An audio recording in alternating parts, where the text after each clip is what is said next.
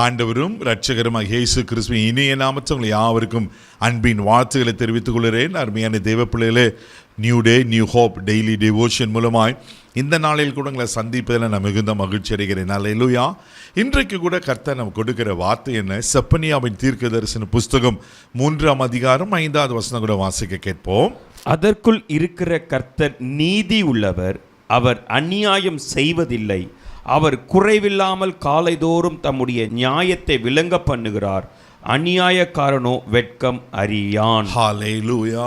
பாருங்க, கர்த்தர் எப்படிப்பட்டவர்? நீதியுள்ளவர். அவர் அநியாயம் செய்ய மாட்டார், அவர் குறைவில்லாம நியாயத்தை வெளிப்படுத்துவார். என் வாழ்க்கையில் இந்த நீதி கிடைக்கல பிரதர், என் நியாயம் கிடைக்கல, கலங்கி கொண்டிருக்கிற அன்பு சகோதரனே சகோதரியே, ஒருவேளை அநியாயமாக உங்களுக்கு தீர்ப்பு வழங்கப்பட்டிருக்கா? நீங்கள் செய்யாத தவறுக்கு உங்கள் மேலே பழி சொல்லப்பட்டிருக்கா?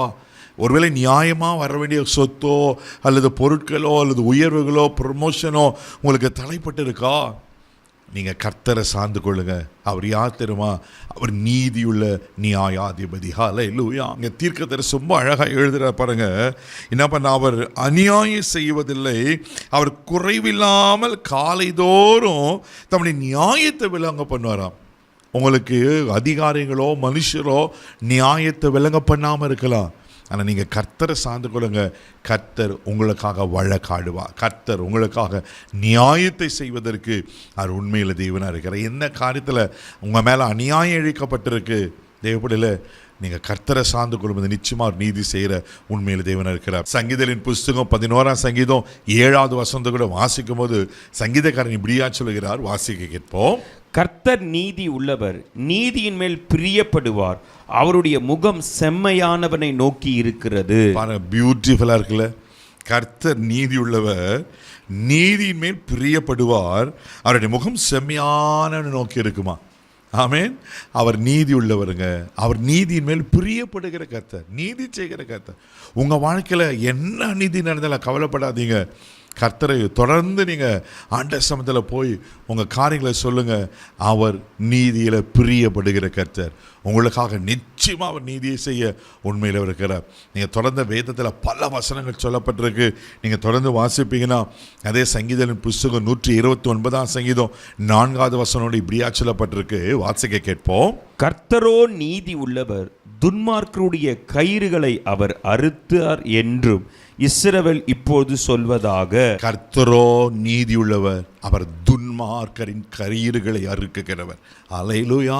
ஒருவேளை உங்களுக்கு அநியாயம் பண்ணி துன்மார்க்கமான காரியத்தை உங்களுக்கு விரோதமாக செய்து கொண்டிருக்கலாம். ஒரு நாள் வரும், மறந்துடாதீங்க தேவ பிள்ளையே, அவர் உங்களுக்கு நீதி செய்யும் போது துன்மார்க்கனுடைய கயிறுகளை அறுக்க பண்ணுவார். வேதத்தில் அழகான ஒரு சம்பவம் இருக்கு. யாத்ராகமம் புஸ்தகம் 9ஆம் அதிகாரம் 27ஆம் வசனத்தை வாசிப்பீங்கன்னா அங்கே பார்வோன் ஒரு காரியத்தை சொல்லுவான், வாசிக்க கேட்போம். அப்பொழுது பார்வோன் மோசேயையும் ஆரோனையும் அழைப்பித்தான். நான் இந்த முறை பாவம் செய்தேன், கர்த்தர் நீதி உள்ளவர், நானும் என் ஜனமும் துன்மார்க்கர். பாருங்களேன், ஆண்டவர் தன் ஜனங்களை ஆராதிக்கும்படிக்கு விடுன்னு சொல்லி பார்வோனுக்களை ஆரோனையும் மோசம் போய் பேச சொல்லுவார். ஆரோனை மோசம் போய் பேசுவாங்க, கேட்பாங்க, அவர் அனுப்ப மாட்டேன்னுவான். ஆண்டவர் வாதைகள் மூலமாக தன்னுடைய கைவல்லமையை காண்பிப்பார். வரல ஒவ்வொரு வாதையை அனுப்பும் போது அனுப்புறேன்னு சொல்லி மறுபடியும் இறுதி கடினமாகும். இங்கே பாருங்கள், இங்கே இந்த கல்மழை வரும். அப்போ தான் இந்த பார்வோன் காரியத்தை சொல்கிறான், நான் பாவம் செஞ்சுட்டேன், கர்த்தர் நீதி உள்ளவர், இந்த முறை உங்களை அனுப்பிடுறேன். யாருங்க சொல்கிறது? சத்துரு சொல்கிறாங்க கர்த்தர் நீதி உள்ளவர் என்று. பாருங்கள், 10 வாதைகள் வந்த பிறகுதான் அவனுக்கு புத்தி வருது. அவன் மறுபடியும் அவன் அனுப்பி விடுகிறான். அந்த சம்பவங்களுக்கு தெரியும். அனுப்பிவிட்டு மறுபடியும் அவன் இறுதியும் கடினமாகி பின்தொடர்ந்து போய் அந்த இராணுவம் முழுவதும் அழிந்து போகிறத பார்க்குறோம். கர்த்தர் நமக்காக நீதி செய்வாரானா தேவ பிள்ளையில் ஆமேன், அதனுடைய பாதிப்பு பயங்கரமாக இருக்கும். பார்வோனை அவன் சேனையை கர்த்தர் அழித்தார் என்று வேதத்தில் வாசிக்கிறோம்லவா? அவர் உங்களுக்கு நீதி செய்வார், பயப்படாதீங்க. எப்படிப்பட்ட காரியம் இருந்தாலும் கர்த்தருடைய அற்புதத்தை நீங்கள் பார்ப்பீங்க. கண்களை மூடி நம்ம ஜெபிக்கலாம். தகப்பனே, உமக்கு நன்றி சொல்லி துதிக்கிறோம், ஸ்தோத்திரப்பா. நீ நீதி செய்கிற கர்த்தர், நீ நீதி உள்ளவர் ஆண்டவரே. அப்பா உமக்கு நன்றி. ஆமென். யாருக்கு என்னென்ன காலத்தில் அன்ற நியாயம் நீதி கிடைக்கணுமோ அற்புதங்களை செய்யுங்க. இவ்வளோ ஆசீர்வதிக்கும்படியாக ஜெபிக்கிறேன்ப்பா. உங்கள் கிருபையுள்ள கரத்தில் ஒப்பு கொடுக்கிறோம்.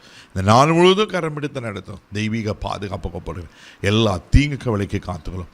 இயேசுவின் மூலம் ஜெபம் கேளும் பிதாவே, ஆமென். அவர் உங்களுக்கு நீதி செய்வார். தைரியமாக போங்க. God bless you.